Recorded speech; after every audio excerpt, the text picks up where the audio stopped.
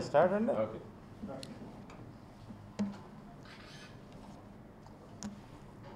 నమస్కారం అండి. ఇవాళ విచ్చేసిన విలేకరులందరికీ ఈ సమావేశం అరేంజ్ చేయడానికి ఒక రకమైన బాధ, ఒక రకమైన కోపము, ఒక రకమైన విద్వేషం తెచ్చుకుని కూడా మాట్లాడాల్సిన పరిస్థితులు ఏర్పడ్డాయి. అందుకని అత్యవసరంగా ప్రెస్ కాన్ఫరెన్స్ ఒకటి పిలవవలసిన అవసరం ఏర్పడింది. దానికి మమ్మల్ని క్షమించండి. కాకపోతే ఇటువంటి సందర్భంలో రాజకీయ పార్టీలు స్పందించకపోతే భారతదేశంలో అల్లకొల్లలో అయ్యే పరిస్థితులు నెలకొనే అవకాశం ఏర్పడ్డాయండి. నవాజ్ షరీఫ్ అనే వ్యక్తి పాకిస్తాన్ దేశానికి ప్రధానమంత్రి. షరీఫ్ అంటే ఒక పెద్ద గౌరవనీయులైన వ్యక్తి. వాడు షరీఫ్ కాదు, వాడొక దొంగ. ఇవాల్టి రోజున నవాజ్ షరీఫ్ పాకిస్తాన్లో బ్లాక్ డే సెలబ్రేట్ చేస్తున్నాడు. కాశ్మీర్లో జరుగుతున్న మిలిటెన్సీ, కాశ్మీర్లో జరుగుతున్న టెర్రరిస్ట్ని చంపితే Nawaz Sharif black day celebrate చేస్తున్నాడు.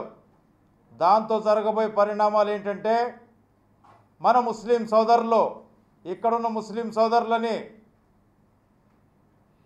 తప్పుదారి పట్టించడానికి పన్నిన ఇదొక వ్యూహం. ఐఎస్ఐతో కలిపి నవభారత్ నేషనల్ పార్టీ వాటి రోజున ఇచ్చిన పిలుపు ఏంటంటే, బ్లాక్ డే సెలబ్రేట్ చేయడానికి నవాబ్ షరీఫ్కి ఎటువంటి అధికారం ఉంది? వాళ్ళ ఇంటి గొడవల్లో పాకిస్తాన్కి ఎప్పుడైనా భారతదేశం కానీ భారతదేశ విదేశాంగ మంత్రులు కానీ వెళ్ళి ఇంటర్ఫియర్ అయ్యామా? కాలేదు.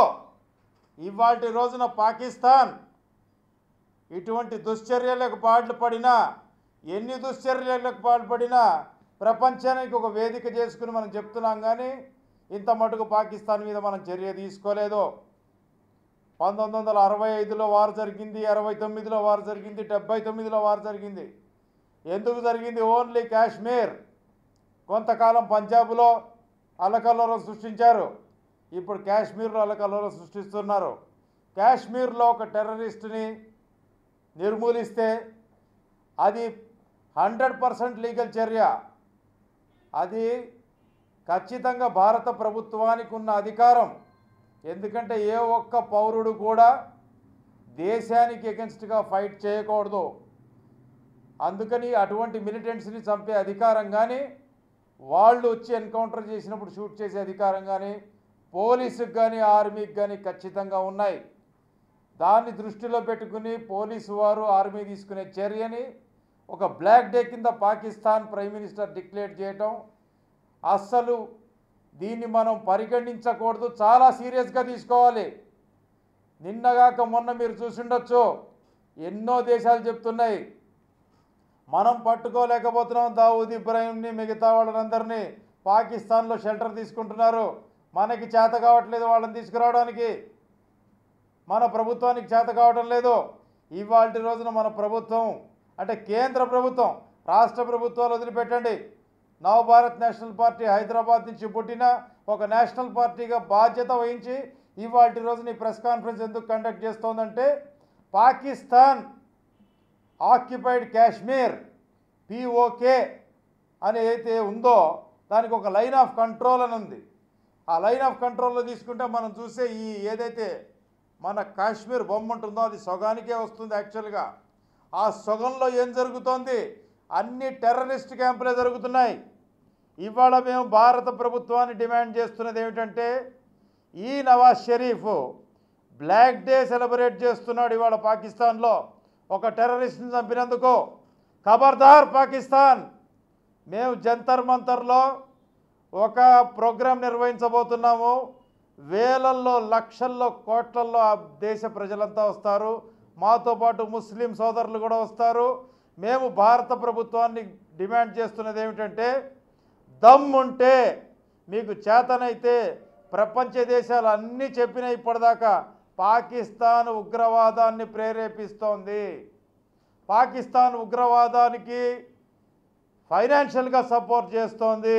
ఇవన్నీ తెలిసి కూడా సైలెంట్గా ఉండటం కరెక్ట్ కాదు. రాజ్నాథ్ సింగ్ గారిని నేను డిమాండ్ చేస్తున్నాను, హోమ్ మినిస్టర్ని, మోడీ గారిని డిమాండ్ చేస్తున్నాను, ఇమీడియట్గా చర్య తీసుకుని పాక్ ఆక్యుపైడ్ కాశ్మీర్లో ఉన్న టెర్రరిస్ట్ క్యాంపులన్నిటి మీద దాడి జరిపి వాటిని సమూలంగా నిర్మూలిస్తేనే ఈ సమస్యకి పరిష్కారం మొదలు దొరుకుతుంది. ఆ తర్వాత చర్చలు మాట్లాడుకోవటం ఇవన్నీ జరుగుతూనే ఉన్నాయి. మొన్న హైదరాబాద్లో ఇక్కడ బాంబులకి పెద్ద బ్లాస్టింగ్కి ప్లాన్ చేస్తే నేషనల్ ఇన్వెస్టిగేటింగ్ ఏజెన్సీ వచ్చి పట్టుకుంది. ఆ తర్వాత రకరకాల దేశాల్లో రకరకాల బాంబింగ్లు జరుగుతున్నాయి. ఇటువంటి ఉపేక్షిస్తే ఈ పాకిస్తాన్ ప్రేరిత ఉగ్రవాదులు రెచ్చిపోతారు. మాతో మా ముస్లిం సోదరులందరూ కూడా సంప్రదించారు. మా పార్టీలో ఉన్న అగ్రస్థ నాయకుల్లో ముస్లిం సోదరులు చాలామంది ఉన్నారు, వాళ్ళు కూడా సమర్థించారు. మేము ఈ డిమాండ్లు ఏవైతే ఈ ప్రెస్ రిలీజ్ ద్వారా ఇవాళ రిలీజ్ చేస్తున్నామో,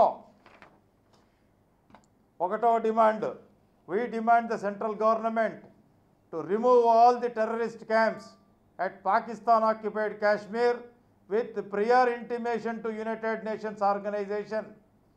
మనము ఇప్పటి వరకు పాలసీ ఆఫ్ టాలరెన్స్నే అబ్జర్వ్ చేస్తున్నాం. అంటే మనం ఎవ్వరి మీదకి ఇవాళ దాకా చరిత్ర మొత్తం తీసుకుంటే యుద్ధానికి పోలేదు, ఎవరో ఒకళ్ళు మన మీదకి యుద్ధానికి వచ్చారు. మేము చెప్పేది ఏంటంటే యునైటెడ్ నేషన్స్ ఆర్గనైజేషన్లో పెట్టి చట్టపరంగా వాళ్ళకి చెప్పి ఈ విధంగా జరుగుతోందని ఒక నోటీస్ ఇచ్చి అప్పుడు దాడి చేయండి. అంతేగాని అమెరికా చొచ్చుకుపోయినట్టు ఇంకో దేశంలోకి, లేకపోతే ఇజ్రాయిల్ ఇంకో దేశంలోకి, లేకపోతే రష్యా ఇంకో దేశంలోకి చొచ్చుకుపోమని చెప్పట్లేదు. యునైటెడ్ నేషన్స్కి మీరు నోటీస్ ఇవ్వండి. దమ్ముంటే మోడీ, రాజ్నాథ్ పాకిస్తాన్ ఆక్యుపైడ్ కాశ్మీర్ మీద ఉన్న టెర్రరిస్ట్ క్యాంపులన్నిటి మీద అటాక్ చేయండి, టెర్రరిస్ట్ క్యాంపులను నిర్మూలించండి. మా next point, we condemn Pakistan for supporting terrorism groups against India. Lashkar-e Taiba, Mujahideen ఇటువంటి ఎన్నో సంస్థల్ని స్థాపించి ఐఎస్ఐ మిగతా సంస్థలన్నీ కూడా ఉగ్రవాదానికి ఊతం పోసి వాళ్ళకి ఫైనాన్షియల్ సపోర్ట్ ఇచ్చి వాళ్ళకి AK-47లు ఇచ్చి ఆర్పీజీ గన్నులు ఇచ్చి మన భారతదేశాన్ని మీదకి ఉసిగొలుపుతున్నాయి. కొత్తగా ఒక సంస్థ పుట్టుకొచ్చింది ISIS అని చెప్పి, ఆ సంస్థ కూడా మన భారతదేశం మీదకి అటాక్ చేయడానికి మొదలైంది. వీటన్నిటికీ కారణం ఇంటెలిజెన్స్ ఫెయిల్యూర్. మన రాష్ట్ర ప్రభుత్వాలు కానీ మన కేంద్ర ప్రభుత్వం కానీ సరైన ఇంటెలిజెన్స్ చూపిస్తూ మనం ముందడుగు వేసి ఒక్కసారి వీళ్ళని అణగదొక్కితే అప్పుడే భారతదేశంలో ఉన్న భారత పవర్ ఏంటో తెలుస్తుంది. దానికోసం ఈ డిమాండ్ చేస్తున్నాం. మూడవది, declare Pakistan as a terrorist state through United Nations Organisation. United Nations ఆర్గనైజేషన్లో ఒక బిల్లు ప్రతిపాదించండి. యూనియన్ క్యాబినెట్ని మేము డిమాండ్ చేస్తున్నది ఏంటంటే యునైటెడ్ నేషన్స్ ఆర్గనైజేషన్లో ఒక బిల్లు, ఒక రిజల్యూషన్ ప్రవేశపెట్టండి. పాకిస్తాన్లో ఎంతమంది ఉగ్రవాదులు తలదాచుకున్నారు ఆ లిస్ట్ ఇవ్వండి. మరి ఆ ఉగ్రవాదులు అక్కడ ఉన్న పాకిస్తాన్ ఎందుకు అరెస్ట్ చేయట్లేదు? మరి పాకిస్తాన్లోనే ఒసామా బిన్ లాదెన్ అన్ని రోజులు ఎందుకు ఉన్నాడు? ఒసామా బిన్ లాదెన్ని పాకిస్తాన్లోనే అమెరికా చంపింది. ఇవన్నీ కూడా ప్రూఫ్లు పెట్టి యునైటెడ్ నేషన్స్ ఆర్గనైజేషన్కి సబ్మిట్ చేయండి. పాకిస్తాన్ని ఒక ఉగ్ర దేశంగా డిక్లేర్ చేయమని చెప్పండి. పాకిస్తాన్కి నిధులు లాపేయండి, పాకిస్తాన్కి ఆయుధాలు లాపేయండి, పాకిస్తాన్ని ఫైనాన్షియల్గా ఫ్రీజ్ చేయండి. అప్పుడు పాకిస్తాన్ చేస్తున్న దుశ్చర్యలన్నీ ఆగుతాయి, లేకపోతే ఆగవు. వాళ్ళు ప్రతి ఒక్క దేశం మీద ఉసిగొలుపుతున్నారు. ఇది మా మూడవ డిమాండ్.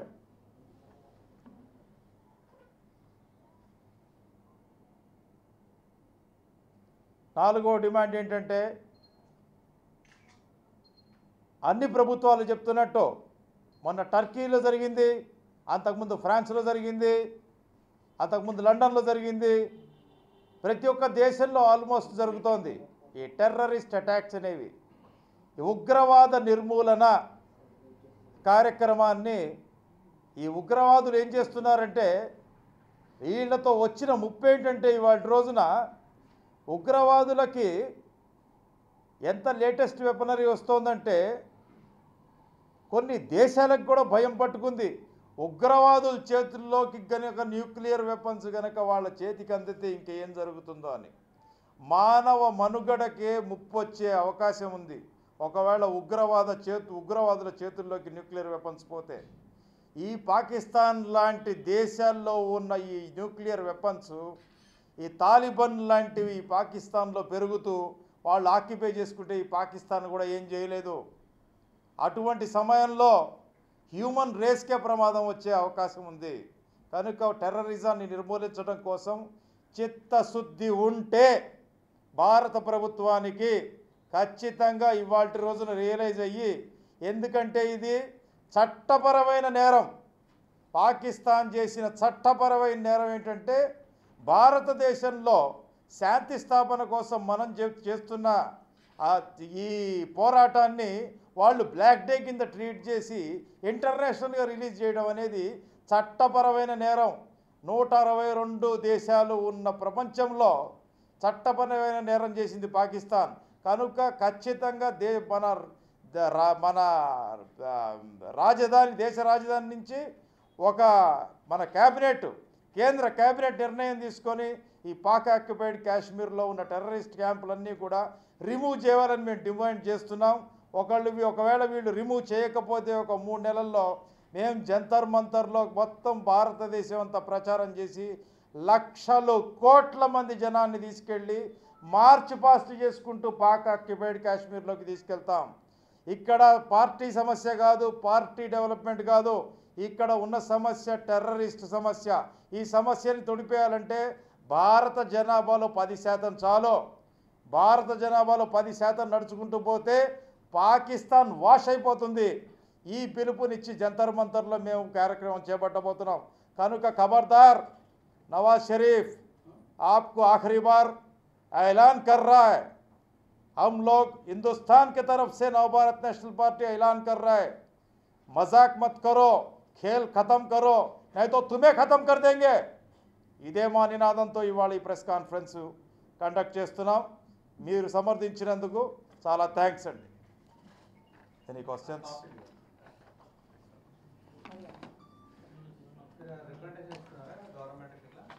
ఇస్తున్నామండి, పంపిస్తున్నాం. యూనియన్ గవర్నమెంట్కి మేము ఇదే లెటర్ పంపిస్తున్నాం డిమాండ్ చేసి. హోమ్ మినిస్టర్ గారికి పంపిస్తున్నాము, రాష్ట్రపతి గారికి రిప్రజెంటేషన్ పంపిస్తున్నాం ఈ విధంగా కేంద్ర క్యాబినెట్ని కోరినట్టు. ఎందుకంటే ఇది ఖచ్చితంగా కాన్స్టిట్యూషనల్ ఫెయిల్యూర్. ఒక డెమోక్రసీ పద్ధతిలో గెలిచిన ఒక ప్రైమ్ మినిస్టర్ చేయవలసిన పని కాదు ఇది. ఎందుకంటే మీకు గుర్తుందో లేదో, మొన్న ఢిల్లీలో లా మినిస్టరు ఆంధ్రప్రదేశ్ హైకోర్టు విభజన గురించి మాట్లాడుతూ కేసీఆర్ గారికి సలహా ఇచ్చారు ఆయన ధర్నా చేస్తానంటే. నువ్వు కూడా కేజ్రీవాల్ లాగా చేయకయ్యా అని. ఆయన మజాకులు అన్నాడో ఇంకేమన్నాడో నాకు తెలియదు, ఇవన్నీ టీవీల్లో వస్తేనే నేను చూసా. అంటే ఆయన చట్టవిరుద్ధంగా కేజ్రీవాలే సీఎంఏ ధర్నా కూర్చోవడం తప్పని ఆయన ఉద్దేశం, సెంట్రల్ మినిస్టర్ ఉద్దేశం. ఇక్కడ జరిగింది ఏంటంటే డైరెక్ట్గా ఈ పాకిస్తాన్ ప్రైమ్ మినిస్టరు చట్టాలే కాదు, వాడికి ఎవరిని పట్టించుకునేదే లేదు. వానికి మొత్తం ప్రపంచాన్ని వాడు పక్కన పెట్టేసి ఇండియాకి అగెన్స్ట్గా యుద్ధాన్ని డిక్లేర్ చేసే విధంగా డిక్లేర్ చేసిండు ఇవాళ రోజున. అందుకని ఖచ్చితంగా చర్య తీసుకోవాలని డిమాండ్ చేశాం. అందుకని ఈ ప్రెస్ కాన్ఫరెన్స్ పిలవడం జరిగింది.